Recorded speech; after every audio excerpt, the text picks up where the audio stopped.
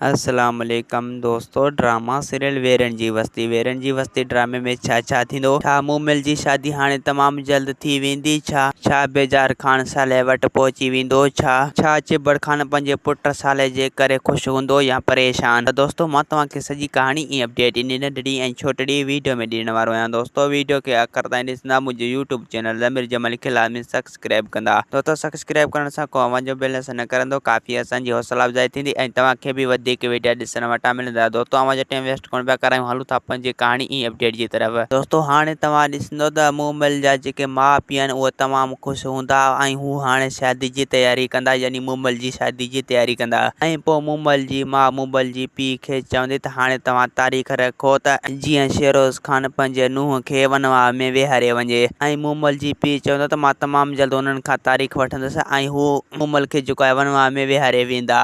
ऐं ॿिए पासे दोस्तों हाणे तव्हां ॾिसंदो त बेजार खान घणो परेशान हूंदो, छो जो उनखे साले कॾहिं बि हथ न ईंदो ऐं वरी उनखे उनजी धीउ हथ ईंदी। पोइ हू घणो परेशान हूंदो, हू इहा सोचींदी त आख़िरकार साले काॾे गुम थी वियो। अगरि जेकॾहिं मूंखे साले ऐं मुंहिंजी धीउ हथ न आया त पोइ मां पंहिंजो पाण सां ख़ुदकशी करे छॾींदुसि। ऐं बेजार खान पोइ पंहिंजे माण्हुनि मथां कावड़ कंदो, उन्हनि खे चवंदो त हाणे जेसीं ताईं तव्हां साले खे हथ नथा कयो, जेसीं ताईं तव्हांजो मानी हराम आहे ऐं हिन उताक ते अचणु हराम आहे। जे करे हाणे तव्हां साले खे हथ करे पोइ हिन उताक ते पेर रखिजो। अगरि जेकॾहिं तव्हां पोइ ईअं पेर रखियो त पोइ तव्हांजा हितां लाश वेंदा। ऐं ॿिए पासे दोस्तों हाणे तव्हां ॾिसंदो त साले जेको आहे उहो घरे घणो परेशान हूंदो पंहिंजी भेण जे करे। ऐं हू हाणे इहा सोचींदो त अगरि मूंखे जेकॾहिं भलो रिश्तो मिली वियो त पोइ मुंहिंजी पंहिंजी भेण जी रिश्तो उते कराए छॾींदुसि, छो जो हिकु न्याणी आहे ऐं हू मूंखे पिटींदी रहंदी ऐं मां हुनजो वॾो भाउ आहियां, इहो मुंहिंजे मथां ॿारु आहे त मां उनजी शादी करायां। ऐं पोइ साले जा माण्हू साले खे चवंदा त तूं एतिरी सोच न जेतिरी तुंहिंजो दिमाग़ कमु करे छॾे वञे, जेकर सोचणु छॾे ॾे। दोस्तों उम्मीद त कहाणी आई हूंदी, तव्हांखे पसंदि आहे। असांखे ॾींदा हाणे इजाज़त, वरी तव्हां सां मिलंदासीं के नई ईंदड़ वीडियो में। ख़ुदा हाफ़िज़।